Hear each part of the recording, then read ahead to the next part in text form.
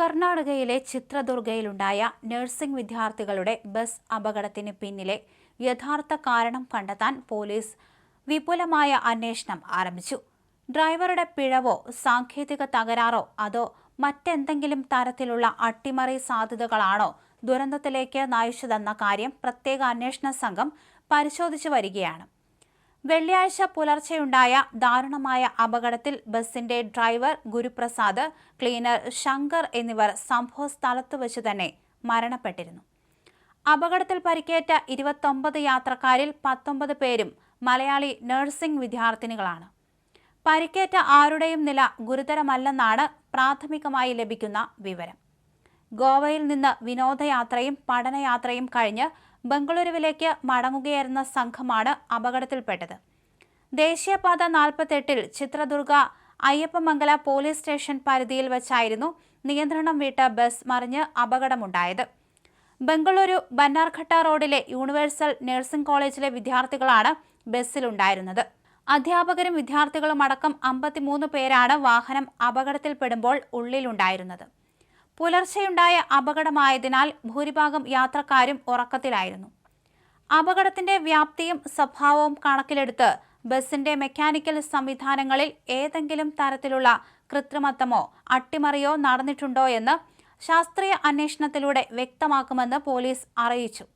വാഹനം നിയന്ത്രണം വിടാനുണ്ടായ പെട്ടെന്നുള്ള കാരണം സംബന്ധിച്ച് സംശയങ്ങൾ ഉയർന്ന പശ്ചാത്തലത്തിലാണ് അട്ടിമറി ആംഗിളും പരിശോധിക്കുന്നത്. റോഡിന്റെ അവസ്ഥയോ കാലാവസ്ഥയോ മാത്രമാണോ അപകടത്തിന് വഴിവെച്ചതെന്നും അതല്ല വാഹനം അപകടപ്പെടുത്താൻ ലക്ഷ്യമിട്ടുള്ള ഇടപെടലുകൾ ഉണ്ടായിട്ടുണ്ടോ എന്നും മോട്ടോർ വാഹന വകുപ്പിലെ ഉയർന്ന ഉദ്യോഗസ്ഥരും ഫോറൻസിക് വിദഗ്ധരും പരിശോധിക്കും. ബസിന്റെ സ്റ്റിയറിംഗ്, ബ്രേക്ക് സംവിധാനങ്ങൾ മുൻകൂട്ടി തകരാറിലാക്കപ്പെട്ടിരുന്നോ എന്ന കാര്യത്തിൽ വിശദമായ സാങ്കേതിക പരിശോധന നടത്തും. അപകട സമയത്ത് ബസ് അതിവേഗതയിലായിരുന്നുവെന്നാണ് പ്രാഥമികമായ നിഗമനം. എന്നാൽ ഡ്രൈവർ ഉറങ്ങിപ്പോയതാണോ അതോ അപ്രതീക്ഷിതമായി വാഹനത്തിന് യാന്ത്രിക തകരാർ സംഭവിച്ചതാണോ എന്ന് വ്യക്തമാക്കേണ്ടതുണ്ട്. അട്ടിമറി സാധ്യത പൂർണ്ണമായി തള്ളിക്കളയാനാവില്ലെന്ന വിലയിരുത്തൽ ലഭിച്ചു കഴിഞ്ഞു എന്നാണ് സൂചന. ഫോറൻസിക് സംഘം അപകട സ്ഥലത്തുനിന്ന് നിർണായക തെളിവുകൾ ശേഖരിച്ചിട്ടുണ്ട്. മുട്ടയേറെ സംഘങ്ങളുടെ ഇടപെടലും ഇവിടെ സംശയിക്കുന്നുണ്ട്. അപകടത്തിൽ നിന്ന് രക്ഷപ്പെട്ട മലയാളി വിദ്യാർത്ഥിനികളിൽ നിന്നും മറ്റ് യാത്രക്കാരിൽ നിന്നും പോലീസ് വിശദമായ മൊഴിയെടുത്തു.